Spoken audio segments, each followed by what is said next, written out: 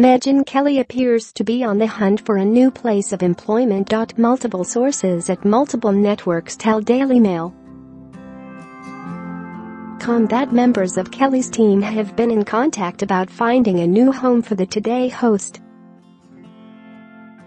Those networks are not biting though, with one executive at ABC saying, "We wouldn't hire her in a million years.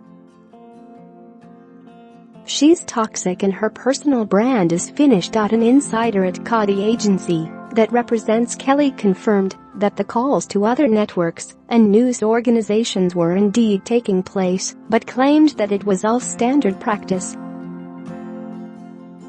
"There have been some preliminary discussions, but it is normal for agents to be aware of what's out there, but nothing significant yet," said the insider. That individual then added, "I wouldn't make too much of it."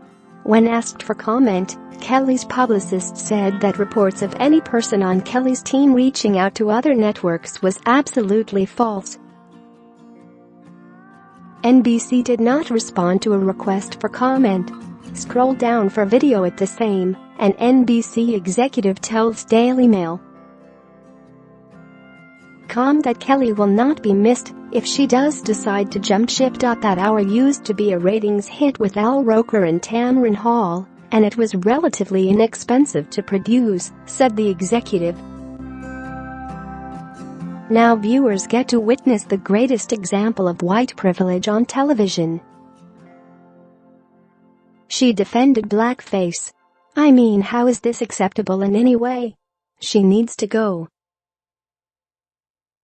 That same executive was also critical of the decision to hire Kelly, calling on Andy Lack and Noah Oppenheim to step up and get rid of the $69 million woman. "Andy and Noah need to own this mistake and fire her. There shouldn't be a place for someone with these views to remain on NBC News," said that executive. "Andy and Noah both should be held accountable too. They gave her the $69 million and all she has delivered is scandal after scandal. Add production costs, and they are responsible for a $100 million show at 9 a.m. every morning." Lack was hosting a town hall at NBC on Wednesday, where Kelly's comments were expected to be addressed with employees. Some employees are done listening though, and hoping this is the end of the road for Kelly. Share this article. Share her limited tenure here has been an embarrassing joke. Offends Jane Fonda, kisses Alex Jones. A defends blackface. "I mean, what is next?" asked one. A veteran network correspondent said, "It's time NBC transferred Megyn from the news division to Bravo. She'd fit in perfectly on The Real Housewives of New York, as all she seems capable of doing is creating drama and controversy." That correspondent then got serious, noting that this is the network that created Barbara Walters, Tim Russert, Maria Shriver and Katie Couric. "How the hell did it come to Megyn Kelly? I can't understand how Steve Burke hasn't called and handed Andy Lack his marching orders for overseeing this expensive disgrace," said the correspondent.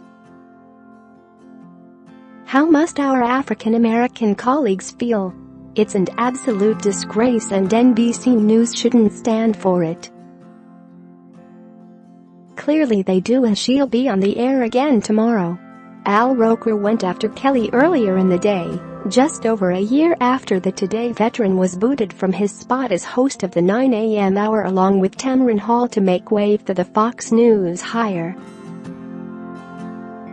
The fact is, while she apologized to the staff, she owes a bigger apology to folks of color around the country, because this is our history, going back to the 1830s, said Roker. "Minstrel shows meant to denigrate a race. You know, I'm old enough to have lived through Amos and Andy, where you had white people in blackface playing the black characters, just magnifying the worst stereotypes about black people. Then, in a pointed barb at Kelly's nonchalant comment about why people were so offended by the practice, he stated, "And that's what the big problem is." Craig Melvin went a step further, adding, "There was some criticism online that this was political correctness run amok, and that's silly, and it's disingenuous, and it's just as ignorant and racist as the statement itself." He then went on to say that, while Kelly was a friend, her comment was indefensible. NBC also covered the scandal on its nightly news program Tuesday night, with Lester Holt devoting a considerable amount of time to Kelly's comments. He also made note of Kelly's comments from 2013 in which she stated that both Santa and Jesus are white.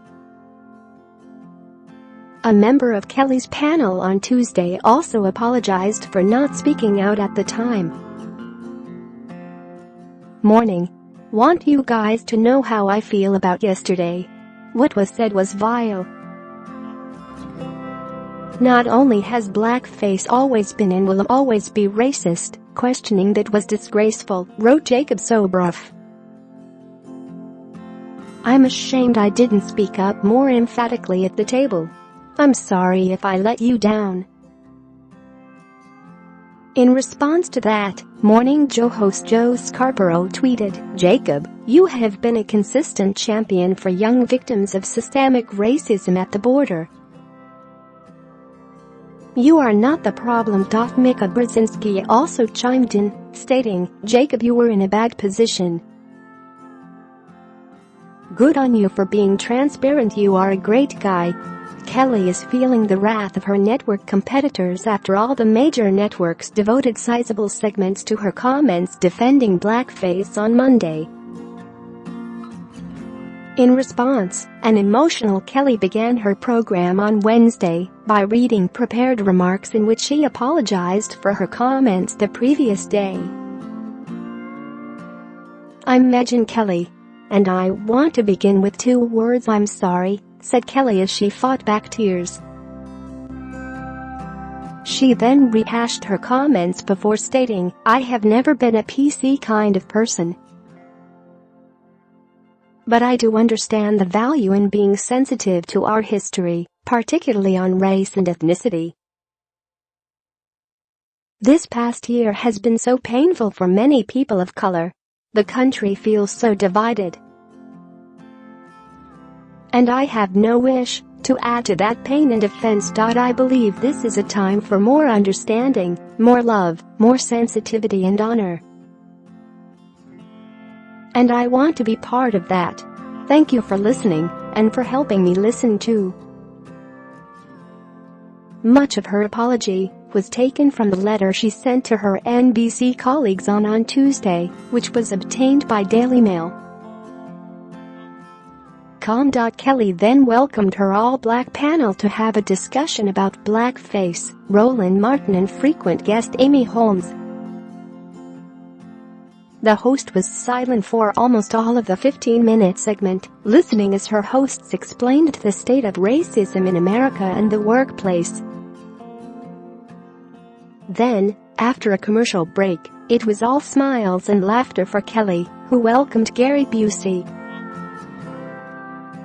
"Are you having fun?" asked Busey early in the interview. "I am now," declared Kelly.